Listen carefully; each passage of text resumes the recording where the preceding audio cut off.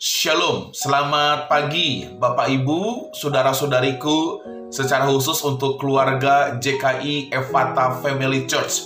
Firman Tuhan saya ambil dari kitab Mazmur pasal 11 ayatnya yang ke-7. Demikian firman Tuhan. Sebab Tuhan adalah adil dan Ia mengasihi keadilan. Orang yang tulus akan memandang wajahnya. Bapak Ibu, saudara-saudaraku, firman Tuhan pagi ini berbicara tentang keadilan Allah.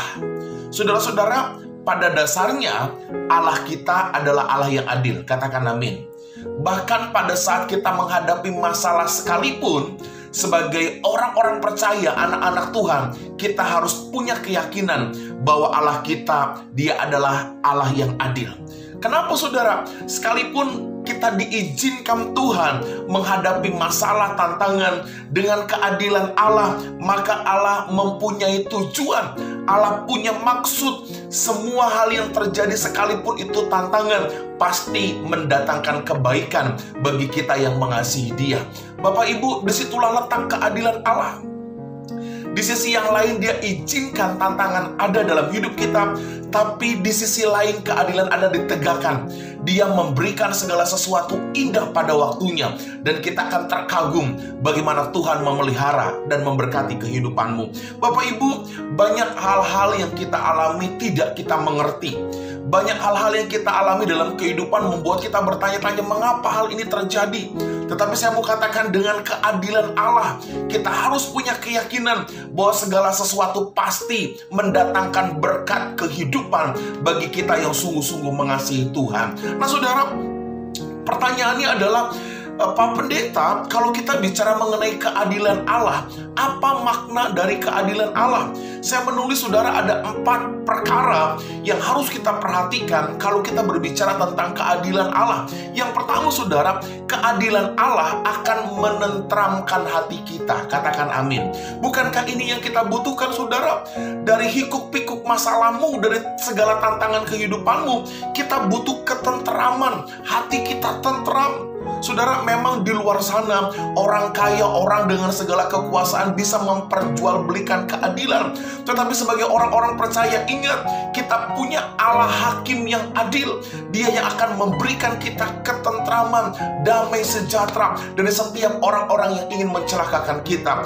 Yusuf adalah salah satu contoh dalam Alkitab di mana orang mereka-rekakan yang jahat dalam kehidupannya, tapi dengan keadilan Allah yang begitu dahsyat, Yusuf diangkat Tuhan menjadi pribadi yang hebat, yang luar biasa. Kenapa saudara? Karena Allah mengasihi orang-orang yang hidup di dalam kebenaran. Bapak Ibu, ingat baik-baik, keadilan Allah akan menenteramkan hati kita. Lalu yang kedua, apa makna dari keadilan Allah? Keadilan Allah akan memberikan kita semangat untuk kita maju. Katakan amin. Ketika engkau punya masalah dalam hidupmu saudara, termasuk dalam keluargamu, jangan engkau patah semangat lalu engkau malas melakukan tugasmu, apalagi beribadah kepada Allah. Justru dengan tantangan yang engkau hadapi dan engkau berpijak kepada keadilan Allah, engkau harus semangat untuk maju di dalam Tuhan. Bapak Ibu, Alkitab berkata, pada saat kita memiliki problem, jelas Alkitab berkata, serahkanlah segala kekhawatiranmu kepadanya, dan dengan keadilan Allah Dia akan memberikan kita sesuatu yang indah. Amin saudara. Semua yang kita rencanakan bersama-sama dengan keadilan Allah, Tuhan sanggup memberkati. Karena itu tetap semangat, jangan loyo, jangan lemah, tapi semangat untuk maju. Yang ketiga saudara, makna keadilan Allah. Keadilan Allah membentuk pribadi kita untuk tidak membenci dan kecewa terhadap siapapun. Ya, saya sudah katakan di awal, banyak orang mereka-rekakan yang jahat untuk kita. Banyak orang melakukan hal-hal yang buruk untuk kita. Tetapi saya mau bilang, Allah sanggup mereka-rekakan yang jahat dari orang menjadi hal yang baik, bahkan kemuliaan bagi kita. Katakan amin. Karena itu ketika ada orang perlakukan kita tidak baik saudara, jangan membenci mereka, jangan kecewa kepada mereka. Jadikan pribadi kita untuk mengasihi dan memberkati mereka. Yang keempat saudara, bicara mengenai keadilan Allah. Keadilan Allah mengajar kita, mendorong kita untuk hidup juga dalam keadilan. Jangan jadi anak-anak Tuhan yang nuntut keadilan Allah, tapi kita tidak mau hidup dalam keadilan.